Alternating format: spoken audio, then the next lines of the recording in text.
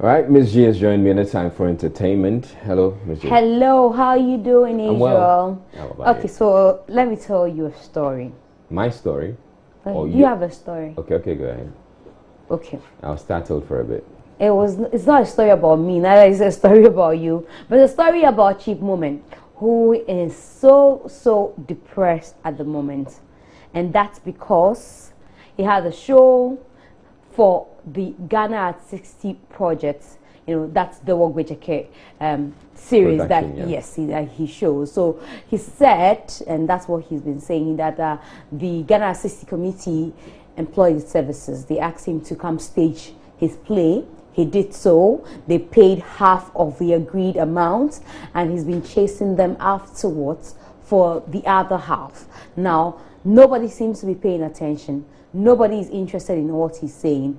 Everybody else is saying to him that you're not the only one we owe. We owe a lot of people, and we'll pay when the time is due. I've seen a number of Facebook posts. Exactly. So he started on social media. What he did was that he posted it on social media, and that gained a lot of traction. And finally, he decided to speak about it. Well, he says that, you know, he tried personally to reach these people, and there was no response. That is why finally he took to social media to vent. But even afterwards, there's been no results. There's nothing happening. Nobody is interested in his case. But he said he met Lord Comey when he went to the Flagstaff House, and he's been told that, you know, like, they'll pay, but it's a matter of time. He says that from insiders, they are being told that they bloated the budget. So people are saying, let's not pay them. So we don't know whether Chief Moment will be paid, you know, for his production. That's the other half, well, that's or the second half situation. But I hope they're able to resolve it so that he can get paid. We hope so. Because he has indicated that it's going to impact on it had an effect on the next production. Yeah, said he had to cancel the one in April, and he doesn't know about the next one. So we hope that they get to pay him, or people come to his aid, and then he can move on with his productions. So from that, let's come to the controversial comedian, musician, and NPP activist. Who's that? Not sure who that is. Comedian, musician, NPP activist. A+. Of course. And he says he wants to become the chairman for the new patriotic party in the Gomwa Central constituency. Okay. So, why is it okay? That shouldn't be too difficult. You think so? He says if you wanted to run for like the national chairmanship, then yeah. Well, he says, you know, it should be a step at a time. He says, he's starting from Gomwa. Exactly. Yeah, that's what I'm saying. But he says he has few other people who are competing with him already, but it's likely to be a very keenly contested seat. He hopes that he wins, but he's starting his political career from this point. That's what it means then, because he said you don't want to try the depth of a river with two legs. You just use one leg to. Does it mean he intends to want to run for president he sometime? Says he would even want to run for the presidency of the United States of America at a certain point in his life. Okay, yeah, but he's a comedian too. So you see that as a comment, but you know, he's running for this position, and hopefully the contest will take place sometime later in the year. But the former chairman has now become the DCA. He was my lecturer in Central region at the Cape Coast Polytechnic. Okay. So back in the day. So away from that, let's talk about Stonebwoy, who is yet to return after he left for the BET. Now, you know that Benedict is out there in Houston. He went covering the Black Star match.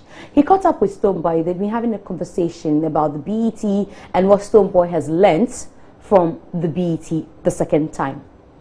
It was a good experience. It opens your eye to several things happening in other people's industry as well. So it's a good experience to have the opportunity to attend and to witness and to participate, even perform, you know, and having won it already in 2015 and coming back as the only nominee from Ghana as well, you know what I mean? It only shows that we're investing work, time and money, and at the end of the day, it goes a long way to also put the name of Ghana on the map when it comes to entertainment. Take me through your performance. How was it for you? It was a great piece. It was a great piece. Performing at the Experience main stage. As people of Ghana, what can we learn from this as artists, from whatever you witnessed at the BET? A lot of things to be learned. Actually, one thing I want to say is that this is showbiz, and I think one thing I kept saying is that America is one of the most branded countries in the world. That's it. So to go further, we have to know what we want to do and what we are about, and also start with the attitude of the people, like the attitude towards that particular change. Because I've been here a number of times and witnessing it over again, that is what comes to mind. How they intentionally make it happen.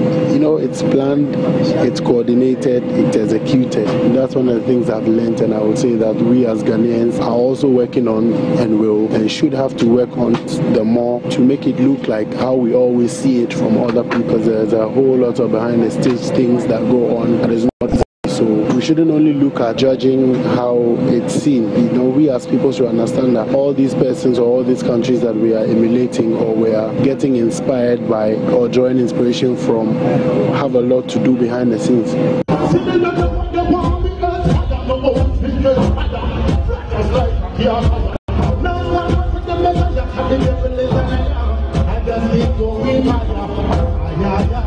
All right, so hey. Bim. Bim, bim, bim, bim. So that's the conversation Stonebwoy had with Benedict. Okay, so Epixode is also a dancehall artist, but he seems to be talking too much.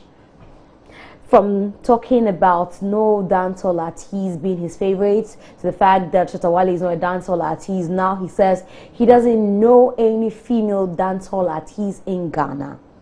But before he said that, he claims in the next 2 years, if we are not careful, the Nigerians will still have our market.